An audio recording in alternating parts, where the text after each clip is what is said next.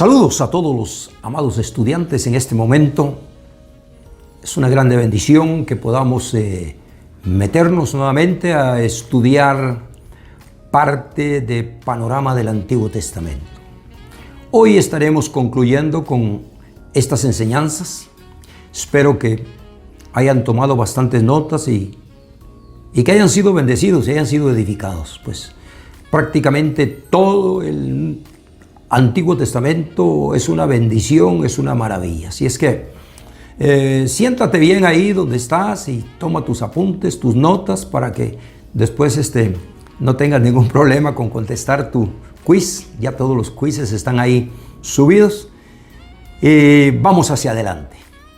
Que la bendición de Dios y la unción del Espíritu Santo nos ayude y nos ministre a poder entender y a poder comprender cada día más su palabra.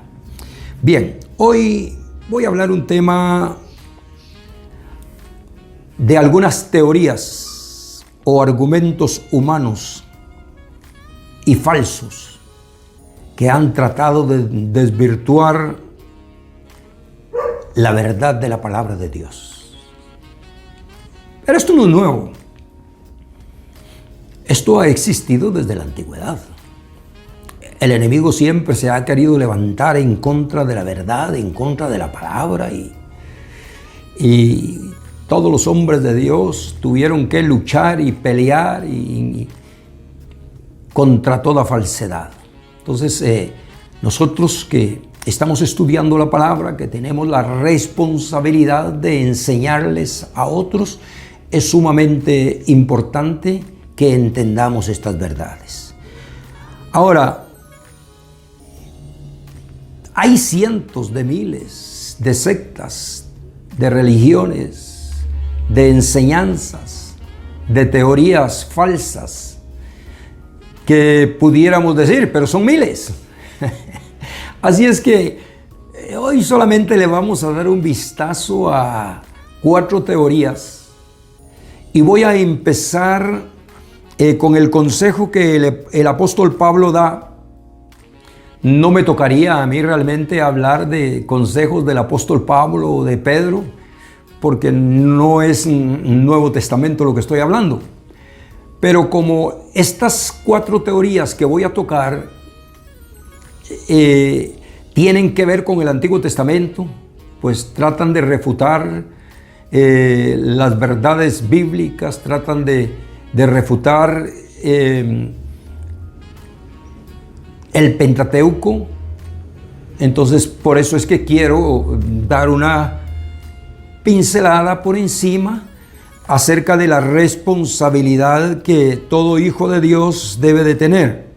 Cómo tiene que estar preparado ante todas las circunstancias y las situaciones problemáticas que hay. Tristemente, podemos decir que hay mucho cristiano, mucho hijo de Dios que por no tener convicción, por no tener palabra, por no tener conocimiento, se han apartado del Señor. A final de cuentas no saben ni en qué creer. A final de cuentas dicen, bueno, la verdad es de que todas las religiones, todas las sectas son buenas porque todas enseñan de Dios. Bueno, esto es sumamente importante y esto es necesario. Por esto es que quiero dar más o menos un repaso aprovechando el consejo del apóstol Pablo.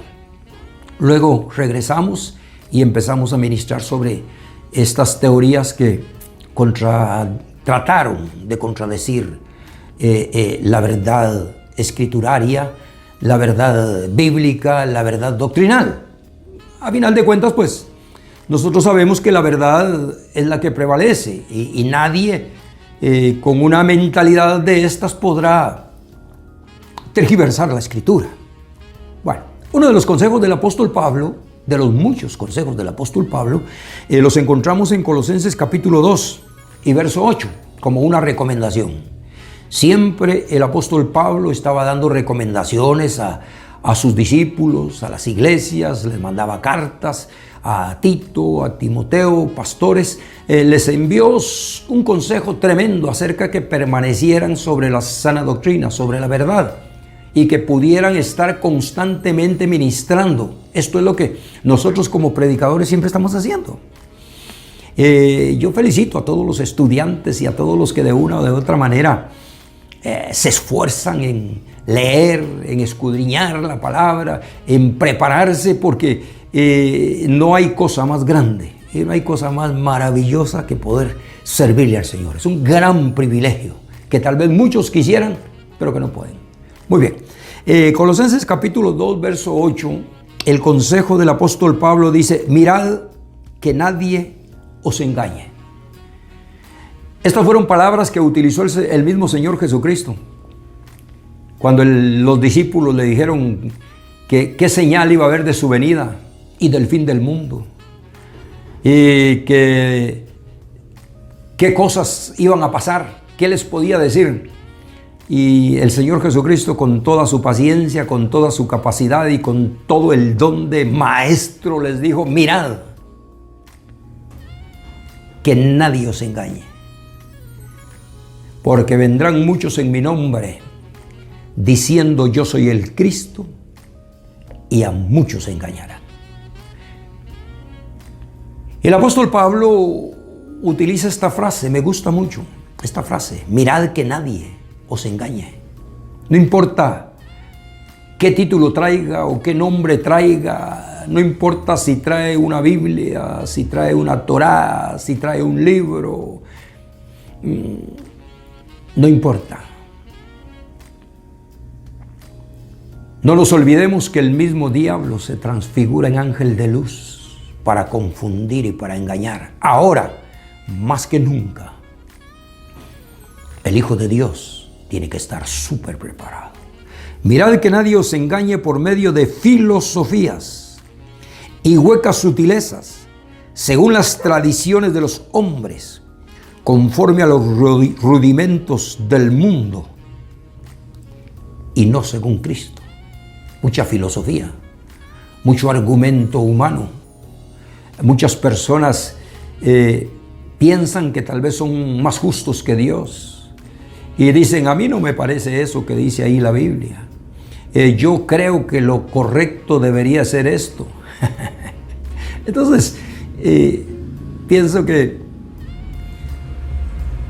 hay cosas tan importantes. Te voy a dar dos bases importantísimas más. Hay muchas, por supuesto, pero te voy a dar más adelante dos bases fundamentales en el cristiano para que no sea movido. Y luego el apóstol Pablo también en Efesios capítulo 4 y verso 4 habla más o menos sobre esto, de las personas que se dejan mover y se dejan llevar, porque aquí este dijo tal cosa, el otro dijo tal cosa, el otro dijo tal cosa, este habló tal cosa, y como todos citaron la Biblia, entonces dicen: no, pero está en la Biblia. Hay cosas que si la persona quiere, tuerce todo, porque no está hablando según la palabra, saca un texto para hacer un pretexto. Si no entendemos la palabra de Dios, si no hay revelación, si no hay inspiración del Espíritu Santo, hay problemas. Más adelante vamos a ver un poquito sobre esto.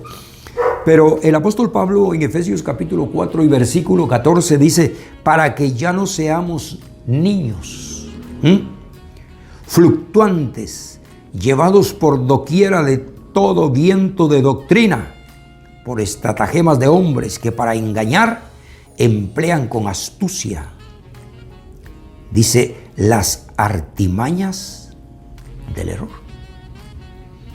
Un niño es confundido fácilmente. A un niño se le da un confite y lo engañas. A un niño se le dicen cosas que no son ciertas y las cree.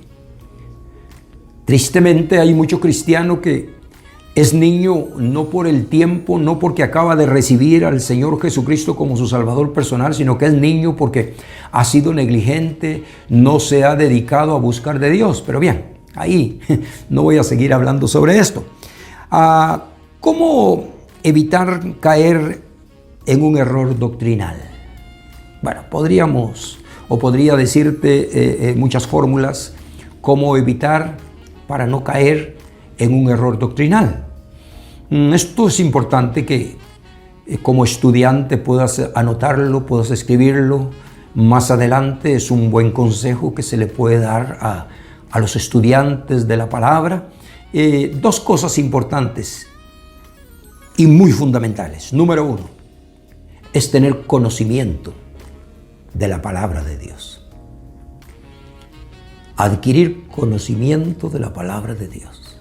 Es el material del cual vamos a utilizar. No solamente leer, sino adquirir ese conocimiento. Aprender, memorizar capítulos, memorizar versículos, para que en el momento que tengamos que hablar la palabra la citemos con bases fundamentales, como lo hizo el Señor Jesucristo. Para citar algo, nada más, en la tentación en el desierto, cuando el diablo se le acercó y trató de desviarlo de lo que él estaba haciendo, de sacarlo de la tensión del ayuno y de la comunión con el Padre, de la confianza y la seguridad que él tenía. Y la primera pregunta es del diablo: ¿tú puedes hacer el pan de estas piedras? Claro que podía. Pero el Señor no iba a ceder ante la tentación. Hay cosas que usted y yo puedo, pero no vamos a ceder ante la tentación. Hay personas que van a llegar a nosotros con preguntas con doble sentido, con preguntas capciosas.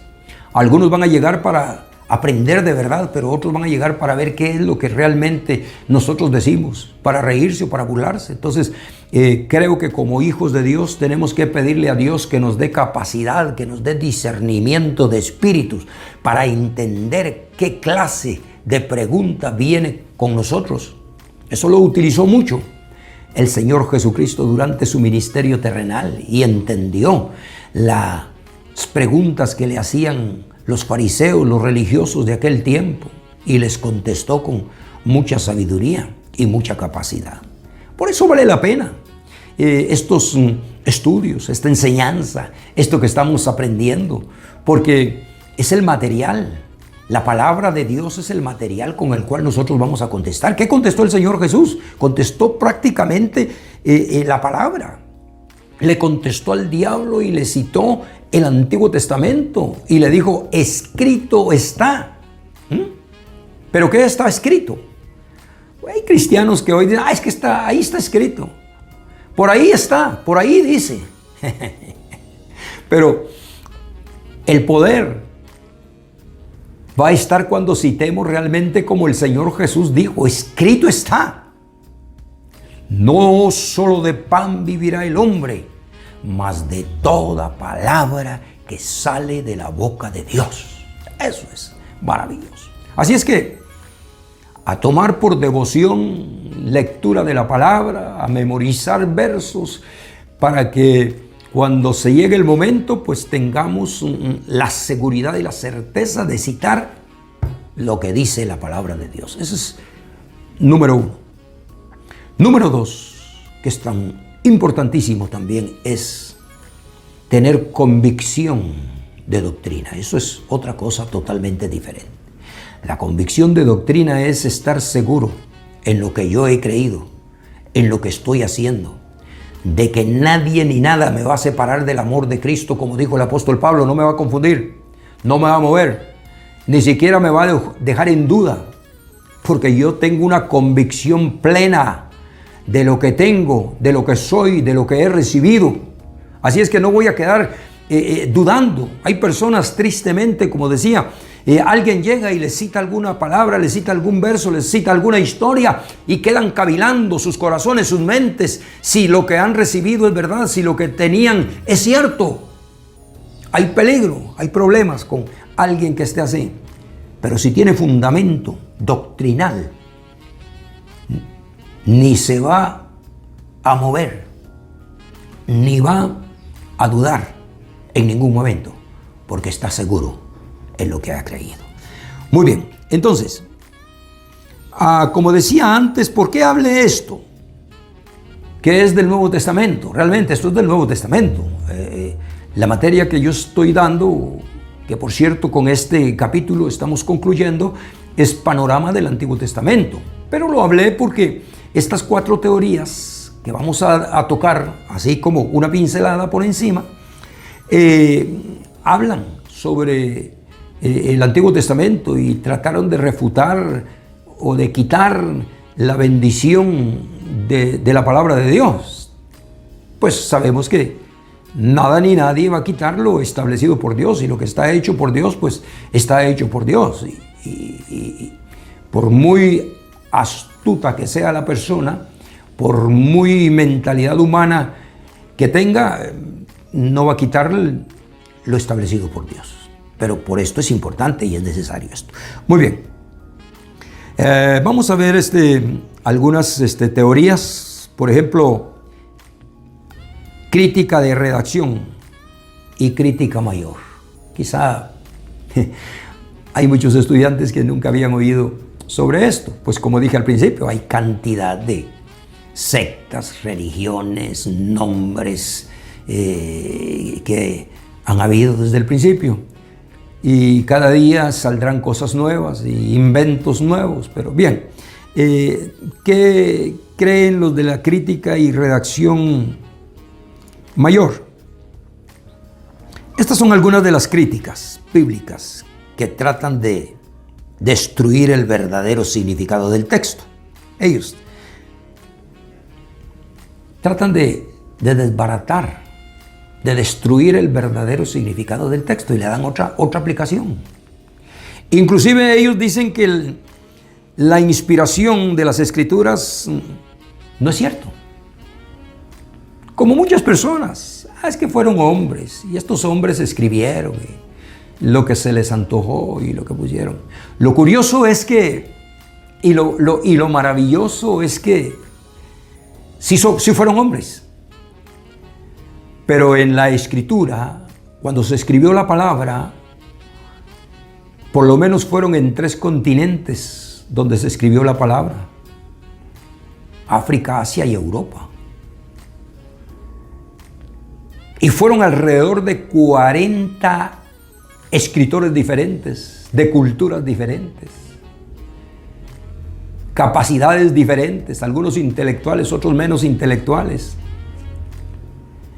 Y que duró un aproximado de 1500, 1600 años. Ya solo eso es un milagro. Que haya una coordinación bíblica. Eso es maravilloso. Por supuesto que hay muchas de estas personas con mentalidades humanas que ignoran todas estas verdades. Y entonces ellos dicen y hablan lo que se imaginan. Ellos sí están ignorando realmente lo que Pedro, por ejemplo, Pablo, escribieron sobre estas verdades bíblicas. Por eso decía esto. Esto no es nuevo. Antiguamente los apóstoles, los profetas, los apologistas, todos tuvieron que ver con este montón de inventos, razonamientos naturales y humanos. Gracias a Dios por la palabra, porque nadie podrá desbaratarla. El cielo pasará, la tierra pasará, pero la palabra de Dios es viva y permanece y permanecerá para siempre. Y se seguirá cumpliendo. Y lo que falta por cumplirse, se cumplirá. Acontecimientos proféticos se cumplirán. Acontecimientos futuros se van a cumplir. Escatológicos. Todo esto tiene su cumplimiento. Muy bien. ¿Qué dijo el apóstol Pablo sobre esto? En 2 de Timoteo capítulo 3 y verso 16. Toda la Escritura es inspirada por Dios. Por Dios. No fue invenciones humanas o de hombres. Fue inspirada por Dios y útil para enseñar, para redarguir, para corregir, para instruir en justicia. Luego viene Pedro a confirmar y a establecer esta verdad que es tan maravillosa. Y dice en 2 de Pedro capítulo 1, verso 20 y 21. Es imposible hablar o citar solo del Antiguo Testamento sin que podamos citar porciones, por lo menos en este caso, del Nuevo Testamento. De ahí lo importante que hemos venido estudiando, acontecimientos tremendos, gloriosos que aprendemos en el Antiguo Testamento que vinieron a ser revelados en el Nuevo Testamento. Acontecimientos que el Señor Jesucristo, los apóstoles y los profetas escribieron citando el Antiguo Testamento, que nosotros ahora los hemos estado leyendo y los hemos estado entendiendo. Así es que hay unidad en la palabra de Dios. Pedro dijo en 2 de Pedro capítulo 1 y versículo 20 y 21, entendiendo primero esto, que ninguna profecía de la Escritura es de interpretación privada. No es el significado que el hombre quiera darle, no es lo que yo crea correcto o no correcto. Dice, porque nunca la profecía fue traída por voluntad humana. O sea, cierto que los hombres escribieron, pero ellos no escribieron lo que quisieron. Ellos recibieron revelación de Dios, eran inspirados. Es como que alguien me esté haciendo el favor de escribir una carta. Él tomó su lápiz, él tomó su lapicero, él tomó el papel, pero él va a escribir lo que yo le estoy dictando. Las ideas son mías. Eso fue lo que sucedió. Pero una mente natural, por supuesto, no va a entender, no va a comprender esto. Por eso es que está escrito que la mente natural no percibe las cosas que son de Dios. Le son locura. Porque se han de entender de una manera diferente, con la mente del Señor Jesucristo.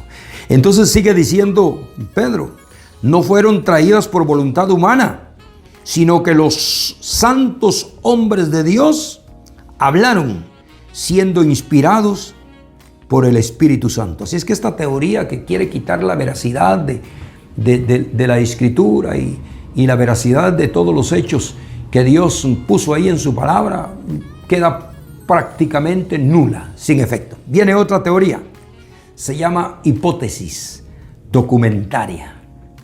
Hipótesis documentaria. Esto es un intento por eliminar el Pentateuco y su manera sobrenatural. Escribieron muchos acerca de que si era o no era verídico, que Moisés escribió, que escribieron 2, que escribieron 3, que escribieron 4. Bueno, esta hipótesis documentaria tratan de negar también los milagros sobrenaturales que Dios hizo en el desierto con el pueblo de Israel, tales como que cayó maná del cielo, que el mar se abrió, que el pueblo tomó agua de una roca seca en el desierto, que Dios en la noche les ponía una cobertura, una luz para que los alumbrara, y en el día una cobertura para que el sol no los quemara. Tremendo. ¿Quién puede negar esas verdades bíblicas realmente? Es una niñería. Inclusive a veces podemos decir que es hastamente satánica. Tratar de negar lo establecido por la palabra. Por supuesto, nosotros tenemos cualquier cantidad de escrituras que lo van a afirmar, tanto en el Antiguo Testamento como en el Nuevo Testamento, pero quizá el espacio no nos alcanzaría. Pero sí, como para citar algo, leamos una porción del Salmo 105, versos 37 y 41, donde dice que los sacó, hablando del pueblo de Israel, los sacó con plata y oro, y no hubo en sus tribus enfermos. Egipto se alegró de que salieran, porque su terror había caído sobre ellos. Y ahí sigue hablando de todas las bendiciones, que hasta carne, cuando Dios hizo ese milagro de que las codornices les cayeran ahí a los puros pies, porque ellos pidieron carne y Dios les dijo, ¿quieren comer carne? Tomen hasta que se empachen de comer carne. ¿Quieren beber agua? Bueno, ahí les voy a sacar agua de una roca. Inclusive hay cosas maravillosas. Dice que sus ropas no se envejecieron y sus zapatos no se rompieron. Las maravillas como el mar se abrió y pasaron en seco. O sea, esta teoría trata de eliminar, se llama hipótesis documentaria, eliminar y tratar de quitar todas estas grandes verdades. Pero esto solamente es hipótesis documentaria y nunca se han comprobado ni su veracidad ni nada de esto. No importa cuántos teólogos liberales hayan escrito esto, seguirá siendo hipótesis, porque nada contrarrestará la palabra de Dios.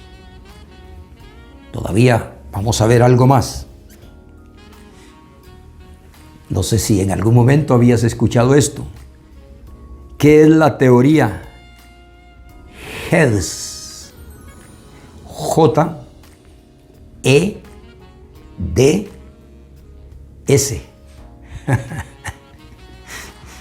Es importantísimo. No se descarta la posibilidad de que algún estudioso o algún religioso o alguien que lee mucho, que quiera aprender, llegue y te pregunte, mi hermano, ¿qué es eso de que aparece en la Biblia una teoría que se llama HEDS?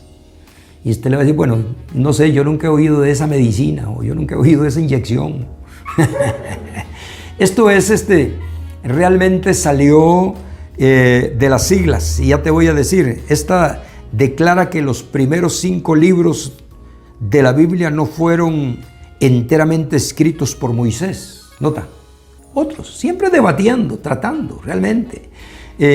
Entonces salió de que estos primeros 5 libros, el Pentateuco, lo que estuvimos estudiando, no fueron escritos directamente por Moisés, sino que hay diferentes estilos y diferentes maneras, y entonces ellos dicen que por lo menos mediaron 4 tipos de personas para escribir eso. Realmente nosotros como cristianos, como hijos de Dios, como estudiosos de la palabra, sabemos que fueron escritos por Moisés, pero si otros le ayudaron y si otros escribieron, la misma veracidad y la misma autoridad tiene la palabra de Dios y siempre se cumple y siempre se cumplirá. Muy bien, entonces este HEDS, J-E-D-S, salió porque, según ellos, de los que le ayudaron a Moisés a escribir, algunos escribieron directamente la palabra Jehová, de ahí salió la J. La E es porque los otros que escribieron utilizaron Elohim, para decir Dios. Los otros utilizaron la D porque escribieron directamente Dios. Y la S fueron algunos autores sacerdotales que también estaban ahí incluidos y que escribieron. De ahí es de donde salió estas siglas. Me parece muy interesante este dato, pues son cosas nuevas y cosas importantes que estamos aprendiendo. Ahora, el Señor Jesús dio veracidad de los escritos mosaicos. En San Marcos, en el capítulo 12 y verso 26, por supuesto, hay muchos versos donde el Señor Jesús citó escritos y decía Moisés y como escribió Moisés. Y bueno, también el apóstol Pablo y también Pedro escribieron. Hacemos la pregunta, ¿será que ellos estaban equivocados? ¿O es este montón de teorías que escriben sacando conclusiones y argumentos? Por supuesto, el Señor Jesucristo no iba a estar equivocado, los apóstoles y los profetas no iban a estar equivocados, puesto que está escrito que nuestro fundamento debe de estar puesto en los apóstoles y en los profetas, siendo la principal piedra del ángulo Jesucristo mismo. Así es que el deber de todos nosotros como cristianos y como hijos de Dios es siempre tener nuestro fundamento, tener nuestro conocimiento en la palabra de Dios. Muy bien, ¿qué citó el Señor Jesús en San Marcos capítulo 12, verso 26? Como decía antes, para citar algo, hay mucho. Pero respecto a que los muertos resucitan, les dice el Señor a una pregunta que le hicieron: ¿no habéis leído en el libro de Moisés cómo le habló Dios en la zarza, diciendo: yo soy el Dios de Abraham, el Dios de Isaac y el Dios de Jacob? Dice, el libro de Moisés. Como Dios le habló en aquella zarza, en el monte Horeb. Palabra tremenda. Si es que podríamos citar mucho, pero me parece que es más que suficiente para poder comprender y entender. Tú que eres estudiante de la palabra, pues puedes meterte más a escudriñar, a buscar y a prepararte mucho mejor. Esa es la idea de los estudios bíblicos. Muy bien, veamos otra. La número 4 se llama humanismo secular.